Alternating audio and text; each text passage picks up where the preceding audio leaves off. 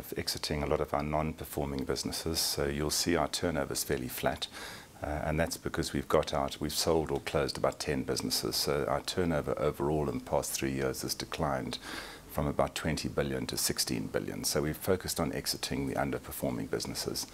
The other thing we've done is try to grow our core businesses, and you'll see in our results announcement some of our businesses like flexibles and canning have done very well. So a combination really of those two, I think, is what's driven the profits up by about 21%. Yeah, and I also saw the rand did make a big difference in terms of the bottom line, a reversal of a loss from 234 million rand last year to a gain of 322 million rand in this fiscal year. Yeah, a weaker rand is good for Nampak. Not only our exports and translation of the offshore component of our business, we have obviously a lot of business in Africa and in Europe, but I think even more importantly for us, our client base are really the manufacturing companies in South Africa, and they start to export more when the rand is weaker. So the beverage companies, the food companies. So we certainly prefer a much weaker rand. Yeah, so segmentally, who's performing in terms of your divisions? Let's just go through, because as you say, you're exposed in the manufacturing sector, and the manufacturing sector will profit from a weaker rand. But right now in this environment, who's performing and who's not performing? Yeah, obviously we've got a lot of different businesses in the group. The metals business, our food and diversified canning business has done well. Our beverage can business suffered from volume, so they didn't do as well. Glass had a good year.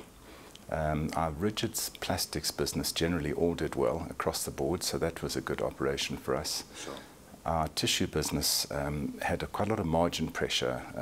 That was because of a price war, particularly in the diaper side of the market, where there was a lot of competition for market share with all the major brands fighting there. Yeah. Our corrugated business was a huge turnaround. There was a massive loss last year, and we managed to turn that into a profit this year, so that was helped. And then our other flexibles businesses all did well. So paper sacks, plastic bags all did well. Yeah. So overall, you're happy with the performance that you've been seeing out of the division? Those are the South African divisions, and overall we were happy.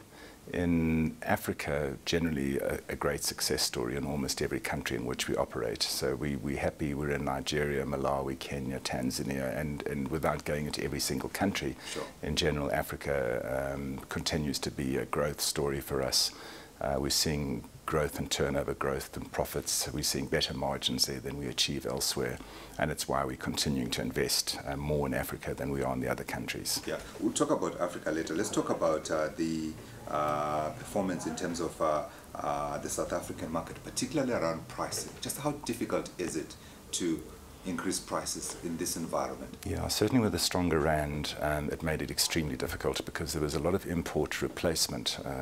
The best example would be finished imported goods coming into the country, whether it's baked beans or canned fish. Yeah. And our client base is now competing with those cheaper imported products. Yeah. Obviously, as the rand has weakened, they then have a bit more margin themselves to play with, and they can give us a bit more margin. Sure. So certainly the stronger rand put a huge amount of margin squeeze on our client base, and as a result they put that onto us. Yeah, but your client base is also contains some of the biggest companies. I mean, you supply cans to the likes of SAB Miller. It must be pretty tough to negotiate with SAB Miller and tell them, listen, we're going to increase prices here. It is, and it's SAB Miller, Coca-Cola, Tiger Brands. It's the who's who of manufacturing in South Africa. Yeah, so let's talk about Africa, because Africa, by everybody's account, is the future. Now, you are growing into Africa. Give us a global figure in terms of what you're spending on the continent and where you're putting that money. Okay.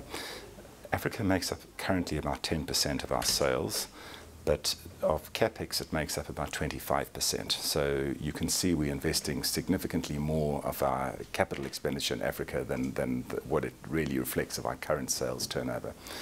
We see certain countries as being higher growth than others, so those would be the likes of Nigeria, Angola, are significantly higher than, let's say, some of the more established African countries like Kenya, Tanzania, and so on. Right.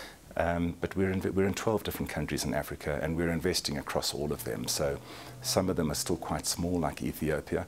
Others, like Angola and Nigeria, are very significant. And there we have major operations already up and running, and we're just simply growing on the back of those existing operations.